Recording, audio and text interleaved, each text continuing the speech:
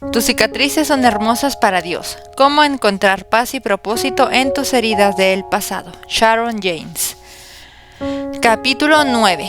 Quitándonos la máscara y siendo sinceras.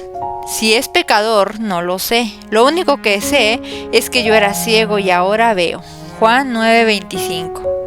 Todavía recuerdo el ritual de los sábados por la noche en mi hogar cuando contaba con 6 años de edad. Mi madre enrollaba mi cabello color rubio ceniza aclarado por el sol, en lo que parecían 100 ruleros de esponja de color rosa. Ella pasaba 2 dedos por el jarro de gelatina fijador azul, la desparramaba en un mechón de pelo y luego enrolaba ese mechón en el rulero de esponja, vuelta atrás, vuelta. Mis ouch y muecas de dolor solamente recibían como respuesta, quédate quieta y deja de moverte. ¿Por qué me sometía a mi madre a esta tortura y me sentenciaba a una incómoda noche de dormir de a ratos? Pues durante toda la noche yo trataba de encontrar una posición más confortable para descansar mi cabeza. La razón era que el siguiente día era domingo e íbamos a la iglesia luciendo lo mejor. Los domingos nuestra familia iba en auto a la iglesia. Muchas veces peleábamos durante todo el camino y luego caminábamos traspasando el umbral de la puerta doble, todas sonrisas y gracia. ¿Cómo están ustedes?, preguntaban los hermanos de la congregación. Bien, ¿y cómo está usted?, contestábamos mecánicamente. Muy bien, gracias. Pero bien sabíamos que no estábamos bien y me imagino que los otros sentados en la misma banca de la iglesia tampoco estaban bien. Mi hogar estaba lleno de infelicidad. Mi padre bebía copiosamente y usualmente los sábados eran las peores noches para ello. Mi madre era extremadamente infeliz. Yo estaba sola y atemorizada, y mi hermano estaba enojado la mayor parte del tiempo. Pero nadie sabía todo esto, pues lográbamos esconderlo bien. ¿Qué es lo que hay en una iglesia que hace que nos pongamos máscaras para cubrir lo que realmente está pasando dentro nuestro? Olvídate de las hojas de higuera. Ahora hemos progresado a las ropas de diseñadores, autos resplandecientes y rostros sonrientes para asistir a ese baile de disfraces que llamamos iglesia. ¿Por qué lo hacemos? ¿Es acaso porque no queremos parecer débiles? ¿Es acaso porque deseamos parecer tan fuertes como la roca de Gibraltar? Aun cuando nuestro esposo ha perdido su trabajo, nuestro hijo está fallando en la escuela, nuestros padres están muriendo de cáncer y nosotras nos hemos descubierto una dureza mientras nos duchábamos esa mañana. ¿Cómo está usted? Bien, muy bien, gloria a Dios. A veces la iglesia se convierte en nuestro escenario para representar el papel de vamos a pretender, pero mientras la audiencia aplaude nuestra actuación, la voz del director se va haciendo cada vez menos audible. Hay una escena en la película de C.S. Lewis, El león, la bruja y el ropero, que ejemplifica lo que yo creo que Dios desea ver en el cuerpo de Cristo. La bruja blanca ha convertido a muchos de los habitantes de Narnia en estatuas de piedra. Luego, en una valiente muestra de coraje, Aslan, el león, que es la figura de Cristo, entra en ese patio y le da su aliento a cada una de las estatuas, devolviéndoles la vida. Unámonos por un momento a la celebración. El patio ya no parecía un museo, sino más bien un zoológico. Las criaturas más increíbles corrían detrás de Aslan y bailaban a su alrededor, hasta que él casi desapareció en medio de la multitud. En lugar de un blanco de muerte, el patio era ahora una llamarada de colores. El lustroso color castaño de los centauros, el azul índigo de los unicornios, los deslumbrantes plumajes de las aves, el café rojizo de los zorros, perros y sátiros, el amarillo de los calcetines y el carmesí de las capuchas de los enanos. Y las niñas abedul recobraron el color de la plata, las niñas haya un fresco y transparente verde, las niñas alerce un verde tan brillante que era casi un amarillo. Y en vez del antiguo silencio de muerte, el lugar entero retumbaba con el sonido de felices rugidos, rebuznos, gañidos, ladridos, chillidos, arrullos, relinchos, pataleos, aclamaciones, hurras, canciones y risas. Creo que nuestras iglesias se han convertido en patios de estatuas de piedra donde todos tratan de mezclarse y conformarse a la imagen, no de Cristo, pero de lo que otros esperan ver en aquellos que van a las iglesias. Sin embargo, nunca se pretendió que fuéramos una congregación de estatuas idénticas, sino de individuos coloridos, increíblemente maravillosos, gente auténtica, desenmascarada. Mientras hacía la gira para el libro La mujer de sus sueños, me senté en un salón verde de un canal de televisión con un pastor soltero de unos 30 años que había sido invitado para un segmento diferente del programa. ¿De qué va a hablar hoy?, me preguntó. Me están entrevistando por mi libro La mujer de sus sueños, le contesté. He entrevistado a centenares de hombres para encontrar 7 cualidades que todo hombre añora ver. ¿Realmente? ¿Y cuáles son?, preguntó con repentino interés. Pues dígamelo usted. Bueno, ella debe ser una mujer devota a Dios, comenzó. Una mujer que sea una ayuda idónea. Siguió un poco más y yo simplemente sonreí. Bueno, ya me ha dado su respuesta de iglesia, bromeé. Ahora dígame la verdad. Dígame lo que realmente quiere. Es cierto, gritó su amigo desde el otro extremo del salón. Eso no es lo que me decías anoche en el restaurante. Todos nos reímos y al final terminó diciéndome que era lo que añoraba encontrar en una mujer. Pero esto justamente prueba una vez más que las máscaras que utilizamos en la comunidad cristiana muchas veces echan un velo que oculta la verdad de quién somos realmente. Somos un lío. Al menos una vez cada domingo el pastor Tom Henry decía lo siguiente durante el sermón. Estoy hecho un lío. Tom es uno de los pastores más transparentes que conozco. A él no le preocupaba que nosotros supiéramos que tenía dificultades en su matrimonio, o con sus hijos, o con los ancianos de la iglesia. Tom no tenía vergüenza de mostrar sus cicatrices y nos alentaba a que nosotros tampoco la tuviéramos. La verdad es que todos somos un lío. En su libro Espiritualidad desarreglada, Michael Giaconelli dice: en Espiritualidad desarreglada doy una descripción del cristianismo que la mayoría vive y que pocos de nosotros queremos admitir. Es un intento de romper a través de la pared religiosa de la secretividad y dar legitimidad a una fe que no está terminada, es incompleta y no tiene experiencia. Espiritualidad desarreglada es la celebración de un discipulado que está en construcción. Nuestras iglesias están llenas de gente que exteriormente parecen estar contentas y en paz, pero interiormente están a gritos buscando a alguien que los ame, tal como son, confusos, frustrados, a menudo atemorizados, culpables e imposibilitados de comunicarse, aún dentro de sus propias familias. Pero el resto de la gente en la iglesia parece tan feliz y contenta que uno muy pocas veces tiene el corazón de admitir sus propias necesidades profundas ante un grupo tan autosuficiente como pareciera ser el grupo de la iglesia promedio. Giaconelli resume esta espiritualidad desarreglada como el rechazo a pretender, a mentir o a permitir que otros crean que somos algo que realmente no somos.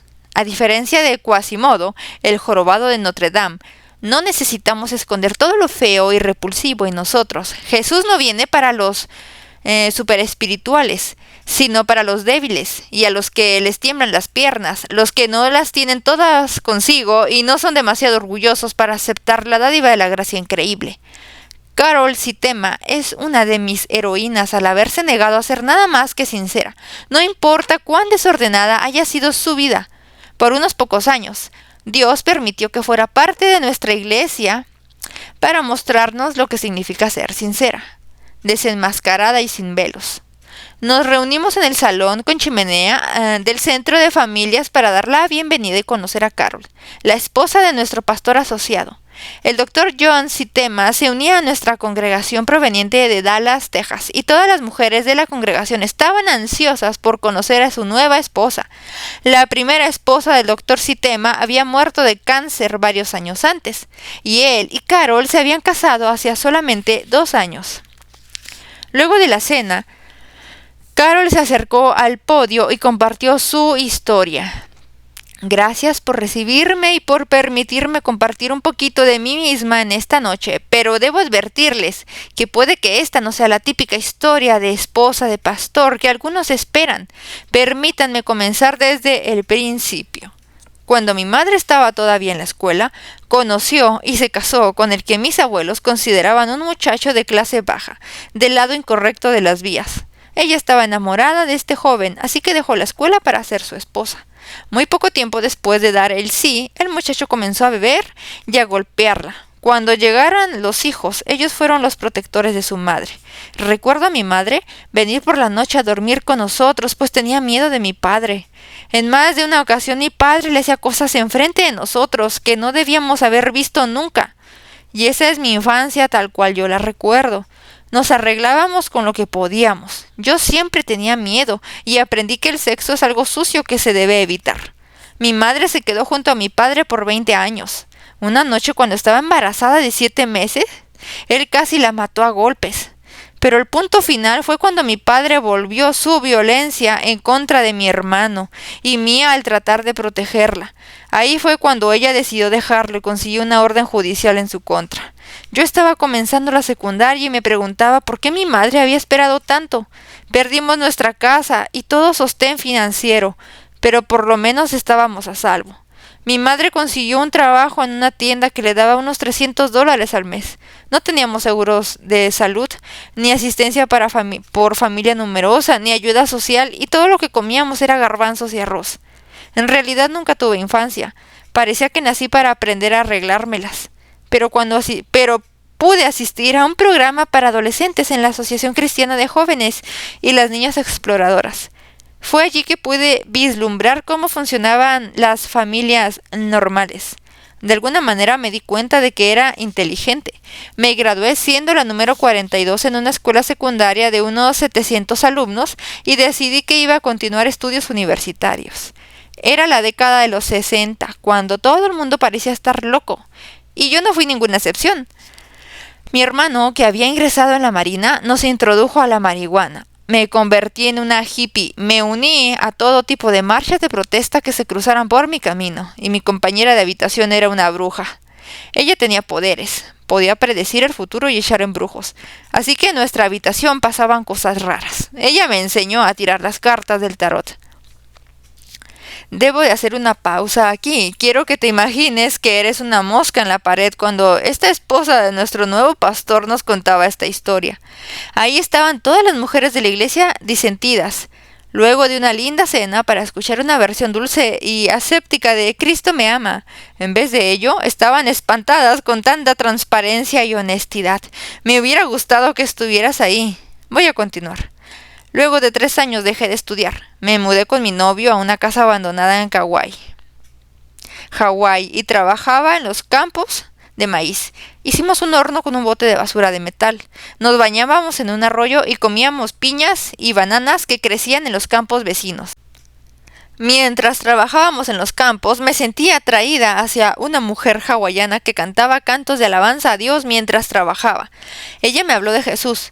Pero yo le dije que esa era la religión del hombre blanco y no para mí, una mujer hispana. Pero ella continuó hablándome y yo continué escuchándola. Solíamos caminar juntas por las filas del maizal, sacando los marlos mientras me contaba historias de la Biblia. Ven conmigo a la iglesia, Carol, me dijo un día, y como había llegado a amar a esta mujer hawaiana, dije que sí. No recuerdo mucho de ese día, excepto que escuché el Evangelio de Jesucristo, lloré y lloré. El pastor oró por mí para que recibiese a Cristo y así lo hice. Más tarde alguien puso una Biblia en mi buzón del correo y cada vez que la leía parecía que las palabras saltaban de las páginas. Luego de haber ido a la iglesia, traté de continuar usando las cartas del tarot que mi compañera de cuarto me había regalado. Pero no las pude hacer funcionar. Por primera vez tuve miedo de las brujerías a las que había estado expuesta y en las cuales yo había participado. Lo que no entendía es que la luz comenzaba a alumbrar y alejar las tinieblas. Sentía la presencia de Dios, pero no estaba segura de lo que era. Era como sentir la presencia de alguien cuando sabes que Él está en la habitación. También por primera vez me sentí culpable de vivir con mi novio. Terminamos nuestra relación y me mudé de regreso a El Paso para vivir con mi madre. Les aseguro que eso fue difícil. Me echaba en cara mis fallas y cuando me veía leyendo la Biblia me decía, ¿qué te hace pensar que Dios te va a perdonar? Decidí regresar a la universidad para terminar los estudios. Mientras estaba allí, todavía parecía una hippie, sin sostén, con pies en sandalias, camiseta sin mangas, piernas sin afeitar. Bueno, pueden imaginárselo. Un día estaba sentada con mis viejos amigos y comenzamos a hablar del libro del Apocalipsis en la Biblia. Entonces llegó un tipo bien arreglado, con su pelo bien cortado, y preguntó de qué estábamos hablando. Le contamos y se sentó con nosotros. Abrió su Biblia y comenzó a explicarme todas las cosas que estábamos cuestionando. Me asombró ver cuánto él sabía de la Biblia. Más tarde me pidió que fuese a una reunión de cruzada estudiantil. Fui, aunque me sentía muy fuera de mi elemento con toda esa gente de iglesia, pero me amaron y aceptaron. Una de las líderes femeninas que me invitó a almorzar y eventualmente se convirtió en mi mentora. Quiero acelerar un poco la historia. Eventualmente me gradué y comencé a trabajar para Cruzada Estudiantil. Comencé a trabajar con estudiantes de minorías, negros, asiáticos e indios norteamericanos. Unos pocos años más tarde conocí a un joven que era líder de un grupo juvenil en una iglesia católica. Salimos como novios, por bastante tiempo, pero no funcionó. Yo estaba devastada y decidí mudarme al sur de Texas, donde un 90% de la población es hispana. Mientras estaba allí conocí a otro hombre en mi complejo de departamentos.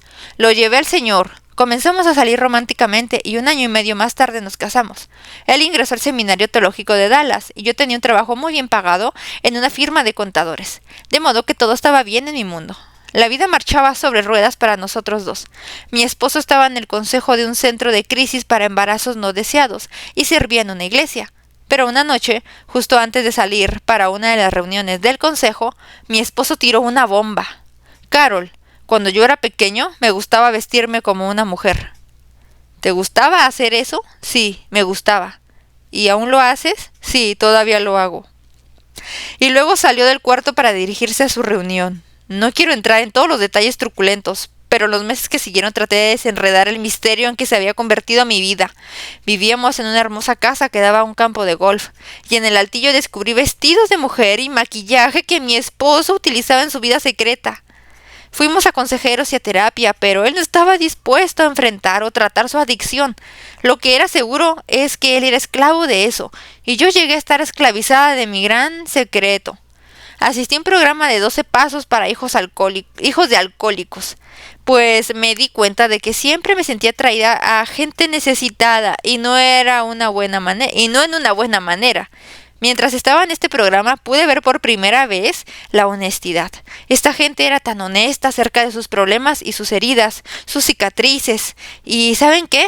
Yo también aprendí cómo ser honesta. Algunas de ustedes están sentadas aquí preguntándose ¿qué es lo que acaba de llegar a la iglesia? Pero mujeres, así es realmente la vida. Yo soy sincera, es lo único que puedo ser. Tomó 6 largos años para que nuestro divorcio finalizara. Como se pueden imaginar, no quería saber nada con hombres o una relación romántica. Jesús era suficiente. Me dediqué por completo al trabajo. Varios años más tarde fui a una reunión donde el pastor John Sitema compartió su testimonio. Nos contó cómo él y su esposa habían tenido cáncer y cómo mientras él recibía quimioterapia en una habitación, su esposa de 25 años moría en el otro cuarto. Y aún así, él confiaba en Dios. Fue muy sincero conmigo. John habló de su enojo con Dios, del dolor de su pérdida y del cansancio en su alma. Yo quise poder conocer mejor a este hombre. No para casarme con él, simplemente para conocerlo. En realidad yo lo invité a salir. Ahí tienen. Otra vez, yo estoy siendo honesta. Teníamos poco en común. Él era blanco, yo era hispana. Él era tradicional y yo soy, no tradicional. Él siempre había vivido en una vida limpia y nada complicada. Yo había vivido una vida colorida. Nunca voy a olvidar cómo, cuando le conté de mi vida, se sentó frente a mí, con todos sus más de 2 metros, y se echó a llorar. Bueno, 1 año y medio más tarde nos casamos, y aquí estoy. No sé si esto es lo que esperaban escuchar esta noche, pero es la verdad. Esta soy yo, y estoy feliz de estar aquí. ¡Qué bocanada de aire fresco! Yo tenía ganas de pararme y subirme a la mesa y bailar, pero pensé que los otros miembros de la iglesia, más propensos a sentarse modositos en las bancas, no iban a estar muy preparados para ver algo así. Lo que estábamos recibiendo era una persona que no tenía miedo de ser sincera, Carol no tenía, ni tiene en el presente, vergüenza de sus cicatrices. Ellas la han formado en la hermosa mujer que es ahora, y Dios la está utilizando con toda su realidad para ministrar a otras mujeres a cada paso de su vida. Sus cicatrices son hermosas para Dios. Creo que esa es la belleza de la mujer samaritana que Jesús encontró cerca del pozo de agua.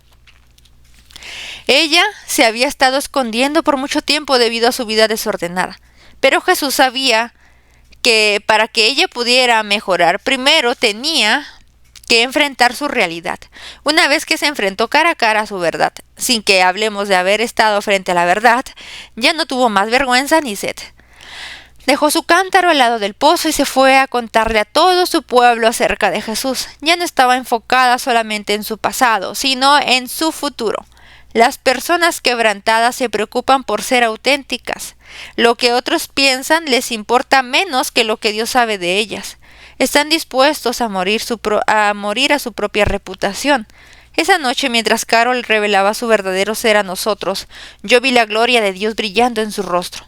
Pablo escribió: así, todos nosotros, que con el rostro descubierto reflejamos como en un espejo la gloria del Señor, somos transformados a su semejanza, con más y más gloria por la acción del Señor, que es el Espíritu. 2 Corintios 3:18. Iba a parar allí, pero sigamos leyendo. Por esto, ya que por la misericordia de Dios tenemos este ministerio, no nos desanimamos. Más bien, hemos renunciado a todo lo vergonzoso que se hace a escondidas. No actuamos con engaño ni torcemos la palabra de Dios. Al contrario, mediante la clara exposición de la verdad, nos recomendamos a toda conciencia humana en la presencia de Dios. 2 Corintios 4, versículos 1 y 2. No tenemos vergüenza de nuestras cicatrices ni de aquellas cosas que en un tiempo mantuvimos en secreto. No, hablamos de la verdad llanamente y mostramos la misericordia de Dios trabajando dentro de nosotras. La mujer de peluche. Muchas de nosotras hemos leído o escuchado el cuento clásico para niños llamado El conejo de peluche. Quizás lo hayas escuchado por primera vez estando en los brazos de tu madre, o como en mi caso, de adulta con un hijo acurrucado en mis brazos. El conejo de peluche es un tesoro que yo descubrí siendo madre, no en mi infancia, como en muchos libros de literatura infantil. El mensaje encierra una verdad profunda que impacta más a los adultos que a los niños. La historia comienza con un pequeño que descubre a un conejito de peluche en su calcetín de regalos en la mañana de Navidad. Era el mismo conejo que había admirado previamente al verlo en la vidriera de un comercio. El pequeño amó a su conejo por unas 2 horas, pero luego el conejito fue a parar a los estantes de su cuarto con todos los otros juguetes. Debido a que era un peluche, algunos de los juguetes más caros lo despreciaban. Algunos juguetes se jactaban de estar diseñados como pequeños modelos de cosas reales, tal como los botecitos y soldados. Pero el conejo ni siquiera sabía que existía tal cosa como un conejo real. Pensaba que todos eran como él era, relleno de aserrín. Pero una noche el conejo hizo un descubrimiento fascinante. Un juguete en particular dentro del cuarto del niño había sobrevivido a todos los juguetes a cuerda. El caballo de peluche estaba gastado, pero era muy sabio, por lo cual el conejito decidió hacerle varias preguntas. ¿Qué significa ser real?, le preguntó el conejo un día, cuando estaban alineados uno junto al otro, cerca de la puerta de la habitación antes de que Nana viniese a poner en orden el cuarto. ¿Significa tener cosas que zumban dentro tuyo y una manija que se extiende hacia afuera? Real no tiene que ver en cómo estás hecho, dijo el caballo de peluche, sino que es algo que te pasa. Cuando un niño te ama por un largo tiempo, no solamente para jugar contigo, pero realmente te ama, entonces te conviertes en real. ¿Duele?, preguntó el conejo. A veces, dijo el caballito, pues siempre era muy sincero. Cuando eres real no te importa que te duela. ¿Sucede todo al mismo tiempo, como cuando te dan cuerda?, preguntó. ¿O sucede poco a poco? No, sucede todo al mismo tiempo, dijo el caballo de peluche. Te vas volviendo real. Toma mucho tiempo. Por ello es que no sucede con la gente que se rompe fácilmente o tiene bordes filosos, o que requiere mucho cuidado. Generalmente para el momento en que eres real, casi todo tu pelo se te ha caído y se te salen los ojos y tus coyunturas se aflojan y te ves gastado. Pero estas cosas no importan, porque cuando eres real, no puede ser feo, excepto para aquellas personas que no entienden. El conejo de peluche ni siquiera sabía lo que debía hacer un conejito. Él simplemente sabía que había más en la vida que estar lleno de aserrín y sentado en un estante. Ser real, eso es lo que realmente importa. Yo no deseo esperar hasta que se me haya caído casi todo el pelo y haya perdido casi todo mi relleno. Quiero ser real ahora. Así que no importa si no parezco tan brillosa como los otros juguetes en la habitación del niño. Sí, a veces es doloroso ser real, se necesita coraje. Pero hasta que lo hacemos, vamos a encontrar que existimos sentadas en un estante.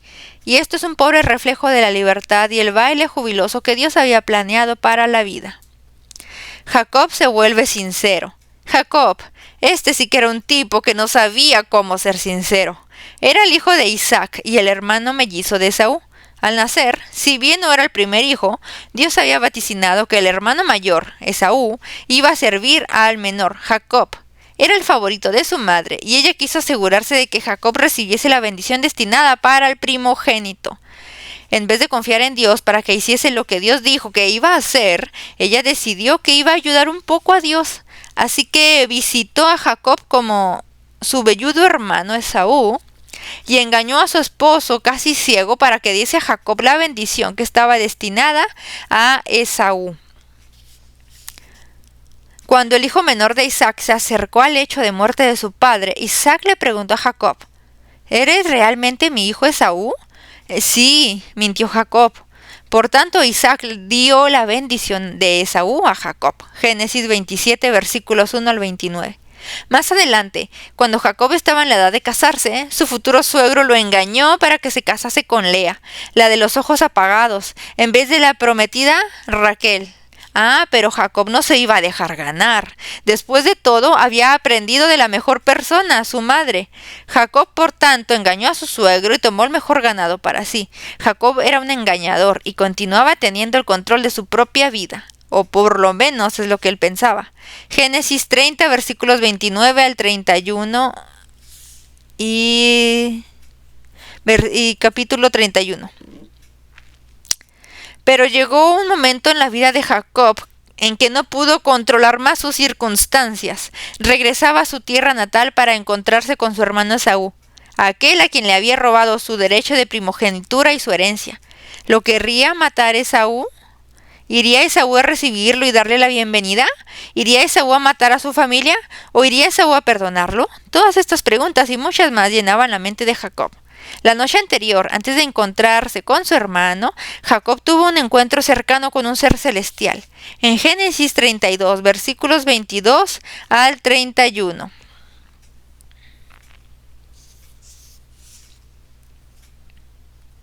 Leemos que luchó con un ángel.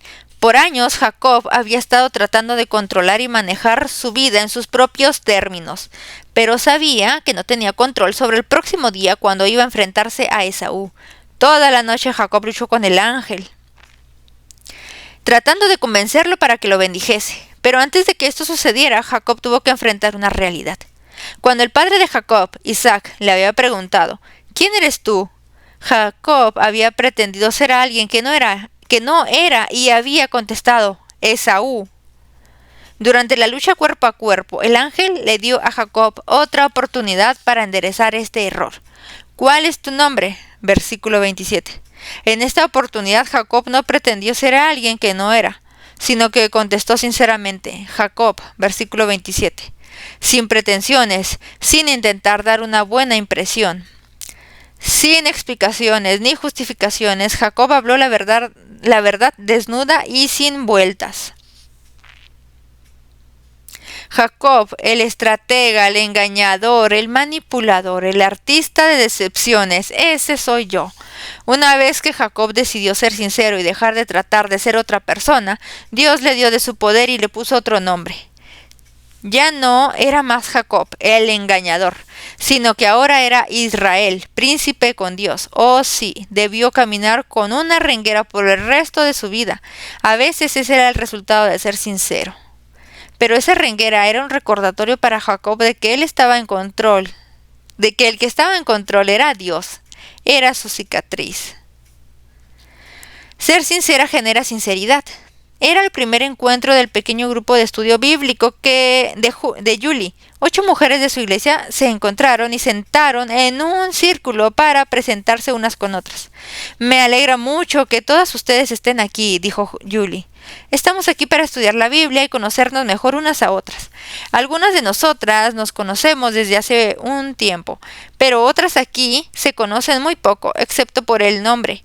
Así que en los próximos momentos vamos a ir alrededor del círculo y vamos a contar a las demás cuánto tiempo llevamos en la iglesia y algo de nuestra familia.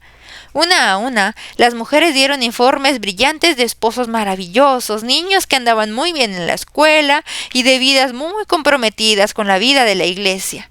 Luego fue el turno de Amanda. Hubo una pausa incómoda mientras los ojos de Amanda se llenaban de lágrimas. Me alegra escuchar que sus vidas son tan maravillosas, pero en estos momentos la mía es un desastre.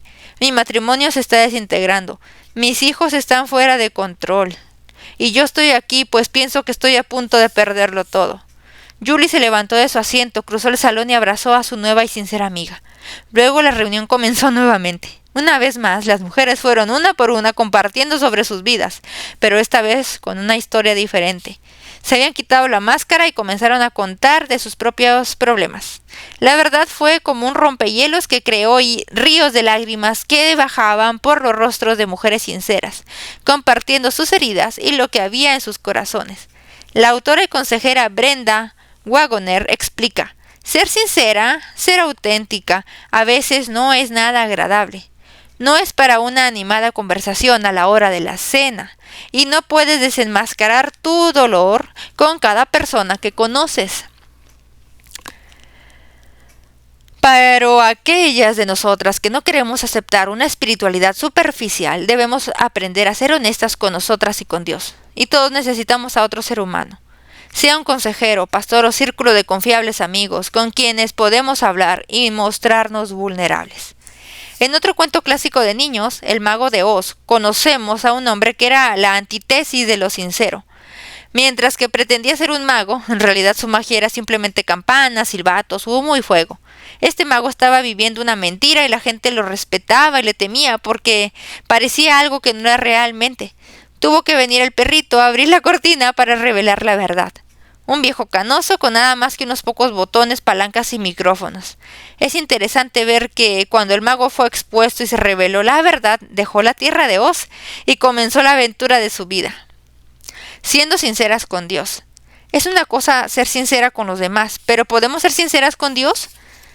Más nos vale. Él conoce nuestros corazones mejor que cualquiera. En El conocimiento del Dios Santo, A.W. Tozer escribió: cuán inconmensurablemente dulce es saber que nuestro Padre Celestial nos conoce completamente. Ningún chismoso puede informar sobre nosotros. Ningún enemigo puede hacer una acusación. Ningún esqueleto olvidado puede salir cayéndose de algún armario escondido para avergonzarnos y exponer nuestro pasado. Ninguna debilidad insospechada en nuestro carácter puede aparecer a la luz y hacer que Dios se aleje de nosotros, ya que Él nos conocía completamente antes de que nosotros lo conociéramos a Él, y nos llamó a su seno en el pleno conocimiento de todo lo que pasaba en contra nuestra. En realidad sabía quién era. Dios sabía quién era yo antes de que me conociera a mí misma. David escribió: no me llega aún la palabra a la lengua cuando tú, Señor, ya la sabes toda. Salmo 139:4. Jeremías fue poderoso hombre de Dios que no tenía miedo de ser sincero ante su Creador. Él escribió: yo soy aquel que ha sufrido la aflicción bajo la vara de su ira. Me ha hecho andar en las tinieblas, me ha apartado de la luz una y otra vez y a todas horas. Su mano se ha vuelto contra mí. Me ha marchitado la carne y la piel, me ha quebrantado los huesos, me ha tendido un cerco de amargura y tribulaciones, me obliga a vivir en las tinieblas, como los que hace tiempo murieron. Lamentaciones 3, versículos 1 al 6. Jeremías estaba enojado y estaba enojado con Dios. En lo que a él concernía, Dios era la causa de sus problemas. Se sentía atrapado y atemorizado. Él continúa: me tiene encerrado, no puedo escapar, me ha puesto pesadas cadenas. Por más que grito y pido ayuda, Él se niega a escuchar mi oración. Ha sembrado de piedra mi camino, ha torcido mis senderos, me vigila como un oso agazapado. Me acecha como león, me aparta del camino para despedazarme, me deja del todo desvalido, y digo, la vida se me acaba junto con mi esperanza en el Señor. Versículos 7 al 11 y 18. Jeremías estaba en una mala situación, y en mayor parte por tener una percepción de Dios incorrecta. Dios no hizo que caminase en la oscuridad, ni hizo que su carne se marchitara, ni rompió sus huesos. Dios no le había tendido un cerco de amargura o dificultades, pero Jeremías había permitido que sus circunstancias deformaran su percepción. Aunque lo que Jeremías tenía para decir era incorrecto y ciertamente pintaba una imagen para nada precisa de Dios, podía ser sincero acerca de lo que estaba sintiendo. Jeremías no sintió la necesidad de ponerse una máscara de santidad ante este Dios que todo lo sabe. ¿Y sabes qué? Dios no lo mató por ser sincero y decir lo que estaba en su corazón. Antes de dejar al pobre Jeremías, notamos que sucede al final de su lamento. El profeta comienza a recordar todas las veces que Dios le había sido fiel. Pero algo más me viene a la memoria, lo cual me llena de esperanza. El gran amor del Señor nunca se acaba y su compasión jamás se agota. Cada mañana se renuevan sus bondades. Muy grande es su fidelidad. Por tanto digo, el Señor es todo lo que tengo, en Él esperaré. Versículos 21 al 24. Jeremías limpió todo lo acumulado en su armario de las emociones y redescubrió tesoros que se habían olvidado que estaban allí. Sus circunstancias no cambiaron, Dios no cambió, pero su actitud y su percepción de Dios cambió y sus emociones cambiaron conforme a esto. Tirando la máscara. Cuando Steve y yo perdimos a nuestro segundo hijo, yo estaba devastada. Ojalá pudiera decir que mantuve mi frente en alto. Me aferré a la certeza de la soberanía de Dios y recité: todas las cosas trabajan para mi bien. A todos los que se me acercaron para decirme cuánto lamentaban mi dolor. Pero no fue así. Yo estaba enojada con Dios, estaba desilusionada con Él. Me fui a la cama, me cubrí la cabeza con las sábanas y le dije a Dios que iba a ponerme nuevamente en contacto con Él, quizás en algunos meses o años. Duele tener que decirte esto, pero es la verdad. Aquí van las buenas noticias. Por unos 3 meses yo lloré por la pérdida de esa nena y no le hablé a Dios. Pero ¿sabes dónde estaba Él todo ese tiempo? Justo a mi lado. Nunca te voy a dejar o abandonar, dijo Dios. Aunque yo no quiera hablarte, pregunté, aún en esas circunstancias. Dios nos creó para estar desnudos y sin sentir vergüenza. Las hojas de higuera y las máscaras son ideas del hombre. Él sabe todo lo que hay que saber, hasta lo que nosotras no sabemos. Uno de mis amigos fue a visitar a su familia y se sentaba cambiando de ropa en su cuarto de la infancia. El ama de llaves, quien había estado con ellos por más de 30 años, entró sin anunciarse y encontró a Andrés con los pantalones bajos. Avergonzado, se apuró a cubrirse rápidamente. Señor Duffy, ella bromeó, no sienta vergüenza, yo lo he visto a usted aún antes de que se haya visto a usted mismo. Puede que nos avergüence si Dios nos encuentra emocionalmente con los pantalones abajo. Pero hija, Dios te ha visto antes de que te hayas visto a ti misma. ¿Y sabes qué? Él te ama tal cual eres.